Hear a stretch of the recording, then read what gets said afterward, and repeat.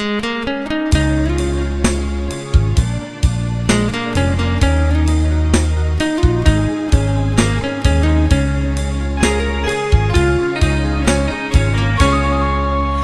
นนี้ตั้งใจมาหาบ่เห็นหน้าน้องก็หลายวัน เป็นจังใดจอมขวัญคิดทอดอายอยู่บ่คิดทอดอายแห้งแห้งเศร้าแรงน้องได้แต่รอน้องกดเบอร์โทรติดต่ออายก็บ่เห็นตอบมาขอโทษบ่ได้หับสายงานหนักหลายบ่ได้พักผ่อนโอทีบ่ได้หลับนอนเลยบ่ได้โทรตอบมา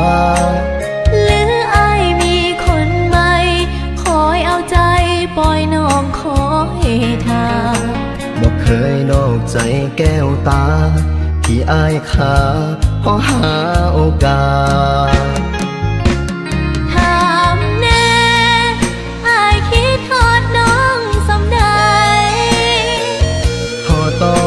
จากใจคิดหอดน้องคือใจสิขาดยามกินอาวรยามนอนสะดุ้งเป็นบาฝันเห็นหน้าเจ้าบอกขาดทนบ่ไหวจึงได้มาหาถามอีกแน่อายหักน้องสำใดหักสงไขฟ้าดินสลายบอกคายเลิกลายิ่งใหญ่สำใดใหญ่กว่าแผ่นดินแผ่นฟ้าเป็นตาเสืออยู่ว่าทุกวาจาเว้าออกจากใจ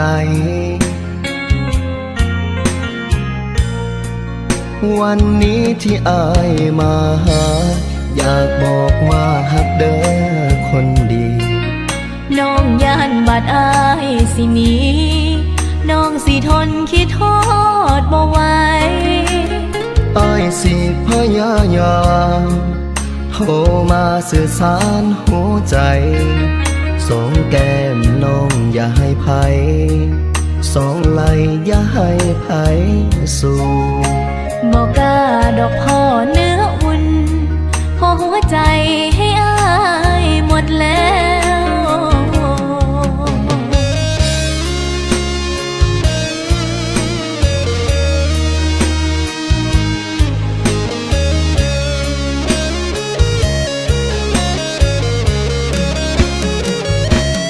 ถามแน่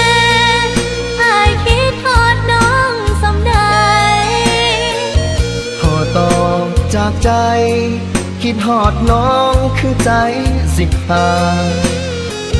ยามกินอาวรยามนอนสะดุ้งเป็นบาฝันเห็นหน้าเจ้าบอกขาดทนบ่ไหวจึงได้มาหาถามอีกแน่อายหักน้องสำใดหักสงไขฟ้าดินสลายบอกคายเลิกลายิ่งใหญ่สำใดใหญ่กว่าแผ่นดินแผ่นฟ้าเป็นตาเสืออยู่ว่าทุกวาจาเว้าออกจากใจ